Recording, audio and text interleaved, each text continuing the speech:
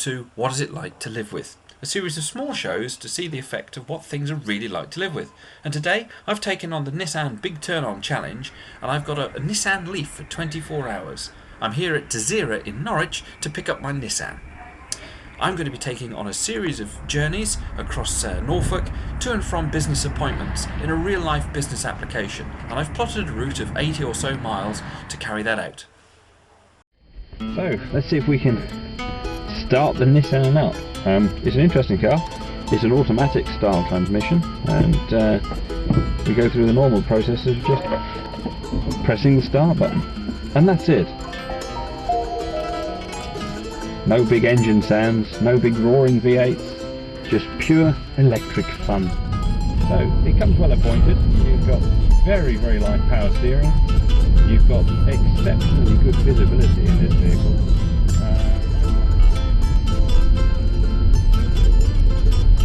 There's no problem with gear change, obviously. So, normal business day for me. I'm off to Great Yarmouth to meet with a client and a business associate. Let's see what it's like on a 25-mile cruise.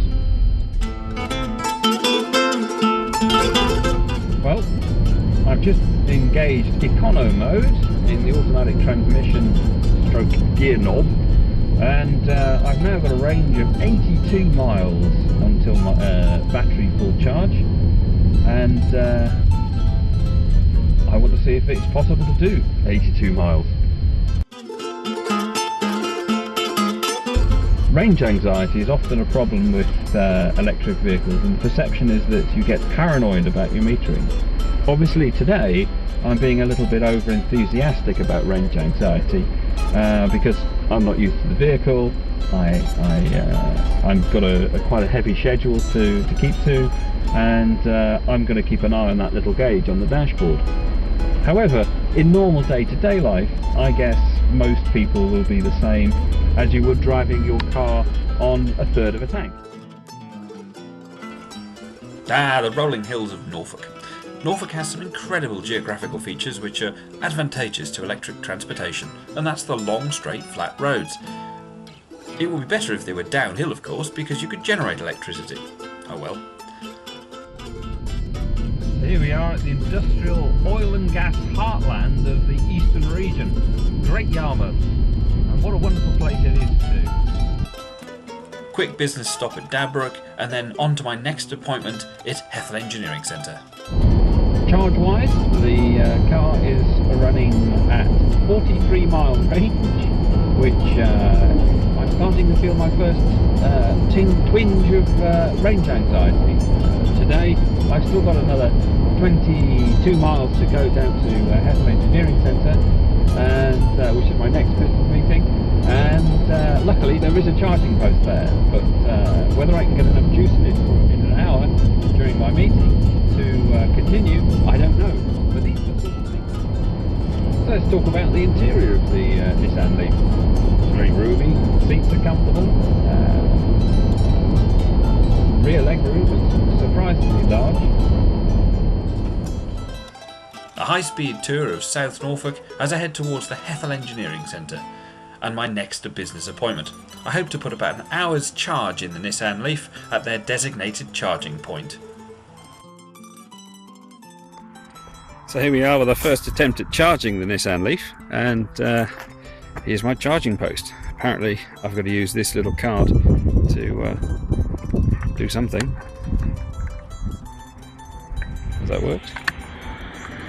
Well, I hope to goodness it does work.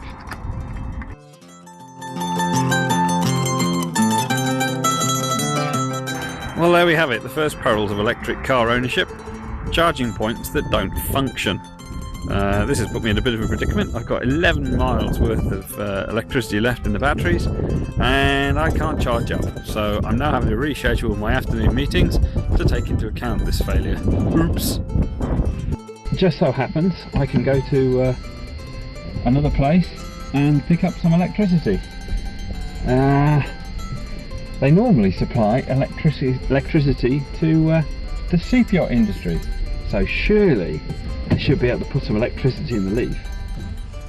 And thanks to the chaps at Magnus Marine who normally supply electrical solutions to super yachts, I was able to borrow a 13 amp socket and get a couple of hours charge in.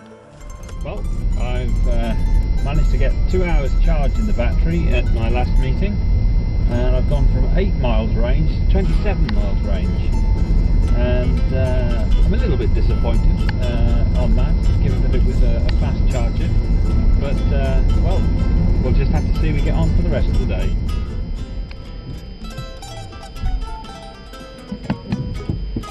Maybe if it didn't use its headlights while it was driving, that would be better. And I've got them turned off. Go figure. So how does it look on your drive? Well, it looks like a small family car.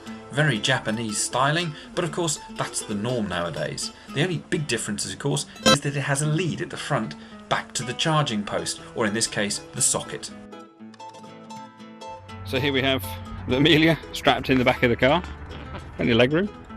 Wait for the camera.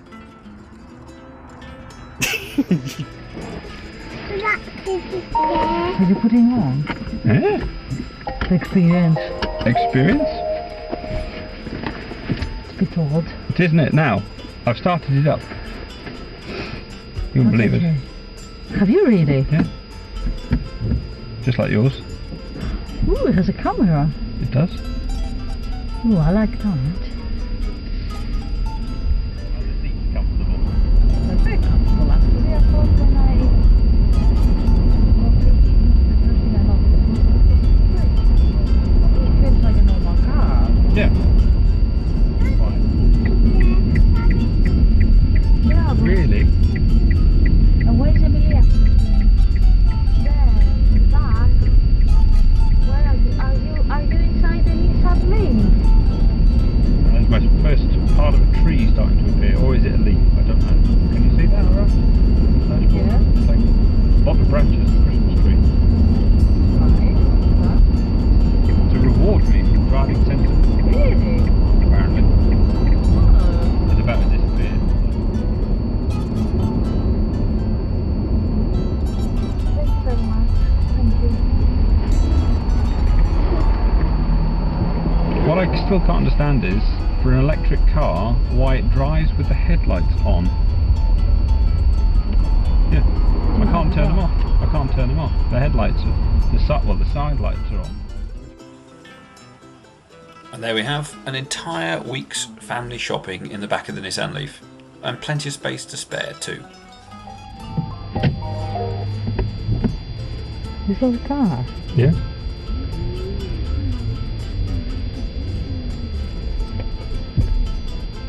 I haven't got any.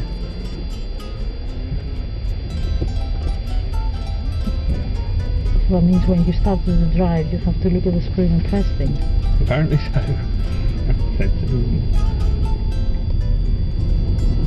Driving a little bit less economic now. Oh, that's better. Blimey. Blimey, yeah. Took it off economic. You still on what are you on? I have a little green front of the car. Killed the MPG a bit, had they? How's the game? It was discount.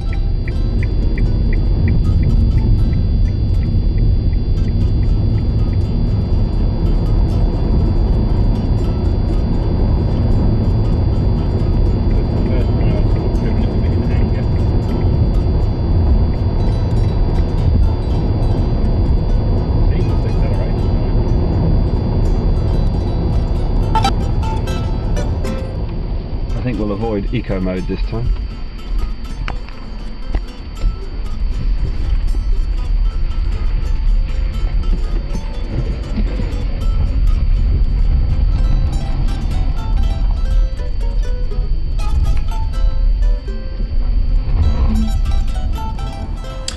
So after 5 hours charge, I head back to Desira Nissan in Norwich to hand over the keys and report back my findings.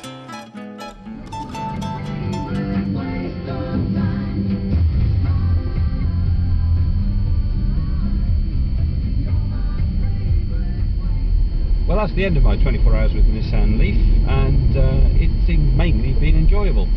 Driving the vehicle has been natural and normal and just as any other vehicle would be, but I've had to plan a little bit further ahead for charging points, and I think it's perfectly acceptable to do that, and as time marches on, I'm sure charging posts will become more mainstream and available at business centres and office places. I think yesterday's demonstration for me indicated that we've come a long way in electric vehicle development. There's still a room for improvement dramatically. I would prefer to see a range of say 200 miles in a car, because it just gives you that sense of security that you'll always make your destination without having to wonder where the next charging point is.